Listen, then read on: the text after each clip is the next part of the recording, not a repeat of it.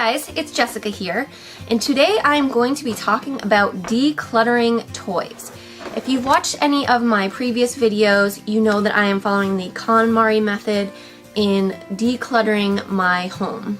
I have already completed the clothing category as well as the books category and the paper category. I have now moved on to the kimono category, which consists of various different categories within that. And I decided to start with toys because I have been eagerly awaiting to get to this category since I started this process. Toys are a major stress point in our home. The kids are always fighting over them. There's just too many. They're always all over the house. I'm always nagging the kids to pick them up.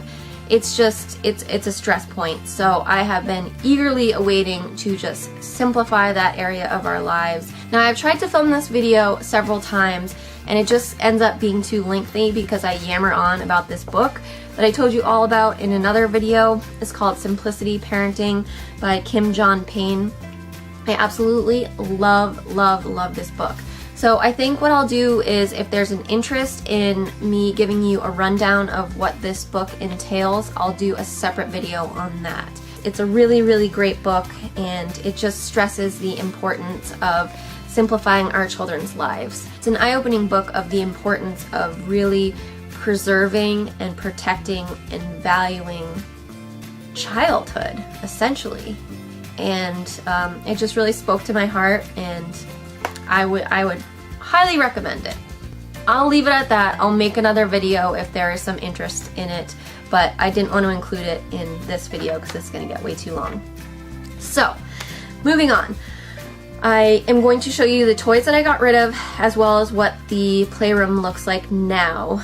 The only helpful advice that I would give you before starting this process is, one, read his section on environment where he lists, 10 categories of toys that should automatically be discarded.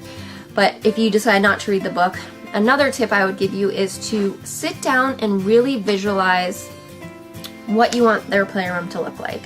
When they walk in there, what's the feeling you want them to have? Do you want them to be overwhelmed by this massive amount of toys that they have? Or do you want it to walk in there and just for them to be able to see the shelves, the shelves aren't crammed with toys, see the actual toys that they have so that they can actually appreciate the ones that they do have. Getting rid of things and making space is a really freeing thing. If you have done any decluttering yourself, whether it's your clothes or a closet, you know that once you declutter and you get rid of that excess, it brings a sense of peace. It gets rid of this anxiety that you didn't realize was there. And I found that with my children. I got rid of a bunch of toys and I expected them to walk into the playroom and start asking where's this toy? Where's that toy?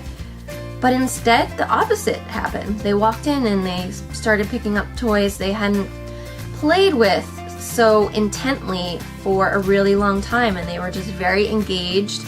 And it was amazing. I wasn't expecting that outcome, and I was just so very happy that that's what the outcome was. So visualize what you want your playroom to look like, and then you also need to really ask yourself, why are you doing this? Why are you cleaning out the playroom? Why are you cleaning out their toys?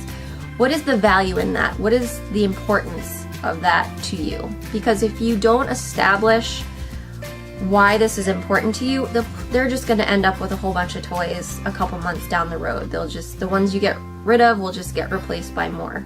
But if you understand why it's important to simplify and declutter, that's not going to happen. So I thought I would just share a couple of reasons with you about why I thought it was important to simplify and declutter. And the first reason is because I don't want my children to be consumers. I don't want to teach them at 5 years old that every time we go in the store, they are going to buy something, or that they deserve to buy something, or that they should expect to have something bought for them. I don't think at 5 years old we should be teaching them how to be consumers. The advertising world is already trying to do that for us, and I think we need to block that out and not make our children consumers. I want my children to learn to be content with what they have. I mean, the art of contentment is really what better valuable lesson can you teach your, well, obviously I wouldn't say that's the most important, but it is a very valuable lesson to teach your child the art of contentment, and they will carry that through their whole lives. So that was one of the key points when I decluttered the playroom that really resonated with me, is that I don't want my kids to be consumers. I want them to be happy with what they have. And then the third thing is I wanted their imagination and creativity to really flourish, because like I said, that's what childhood is all about, is this wildly creative imagination. I mean, I remember like running through the woods with my cousins and coming up with these extravagant games, and you know, I want my children to have that as well. And having these toys that are based off television shows and movies, that limits their creativity. It limits the worlds that they can create within their mind. So I use that when I was going through their toys as well, is like, what toys can I keep here that is really going to let their imagination flourish and grow? They're like open-ended toys. Kim Payne in his book said, simple toys can become anything in a child's play. And that really resonated with me as well. So I'm going to stop yammering on and show you the toys I got rid of and the toys that we have left. And let me know down in the comments below if you would like me to do a specific book review on that book. If there's not an interest, you know, don't worry about it. On to the toys that I got rid of. So these are all the toys that we are getting rid of. And it's actually interesting, all my kids have winter birthdays. They're right after Christmas. So between Christmas and their birthdays, we always end up doing a purge right around that time, because we just end up with such an influx of toys. So I have already purged their toys once this year. And then going through the playroom, I was able to get rid of, additionally on top of that original purge, all of these toys as well. So I will just go through and show you real quick what we got rid of. This is some kind of building kinetic set, never got played with. This did get played with, but it has missing pieces, and the pieces always just end up all over the floor. Never do they put it all together and play with the truck itself, so getting rid of it. Then this Lightning McQueen down here, as well as those My Little Ponies. If you read Payne's book, he talks about getting rid of anything that is a fixed character, so anything from movies or television, anything like that. He made a really neat quote that said, whose imagination is being celebrated, your children's or Hollywood's? So I got rid of that as well. This is, it has balls and you hit it with the hammer. The balls, the kids were like throwing them in the house, and my son was hitting the walls with the hammer. It was very rarely used for what it was supposed to be used for, so I got rid of that. These are some bug glasses. Then here we just have some random like pieces and tinker toys and whatnot. Over here there's some animals. Again, those never got played with. Back there, that's from Build-A-Bear and a whole bunch of clothes that never got played with. And then my son has a million Matchbox cars, so I left quite a few in his playroom. I'm thinking of making a toy library with these cars so he can trade, you know, so he can turn one in and take one out, but that a fixed number will just stay in the playroom so we don't end up with hundreds of them all over the floor. So this is everything that I am going to, I'll try to donate what I can, and then all the other stuff will be recycled or put in the trash. Now I will show you what the actual playroom looks like. And this is our playroom now. I will just say that I don't love the way that the furniture is placed, so I am thinking of switching the bookcase into a different location. The train table was actually on its way out of the house, and the kids begged me to keep it, and they have been playing with it for now, so I am going to leave that there. So I will be redecorating this room, but the purpose of this video is just to talk about the toys. So I will do that real quickly and show you what we ended up keeping. Although looking at it now, I'm kind of second guessing whether I kept too many things. So let me know down in the comments below if you think that I should go through and get rid of more stuff, because I am kind of feeling like maybe I kept too much. So I would say probably about 90% of their toys are located here. So I will just show you. So the top 3 bins, these are toys that I don't want the kids to have access to all the time because they're small pieces and they just end up all over the floor.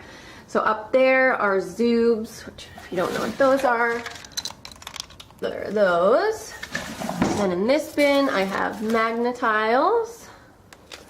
And then up here I have Lego Duplos. So if the kids request to play with those, I take down 1 bin at a time and they play with them, and then we put them back before they get another bin. Up here, I just have a stack of books. I interchange those. So over here, they have access to these books and they can choose from those, and then they have access to those, and then about every 2 weeks I will switch them out and switch some new ones in so that they don't have to read the same books all the time. So that's what's in that bin. And then in here, this is like a bowling game, like a monster bowling game. So we take this out and play with it occasionally. And then in here is doctor pieces and hairdressing pieces. So we'll take this down and play doctor for a while and then pick it up before we take out another bin. In here, these are the Matchbox cars that I left for my son. Like I said, we will start a toy library, so if he wants to switch out some cars for some new ones, he can do that. And then we have just this front loader, and then these are Automa boxes, which if you're not familiar with those, they come apart and you can interchange them and make new cars. They're really neat. Back there is my daughter's doll. And then in here are my son's Legos.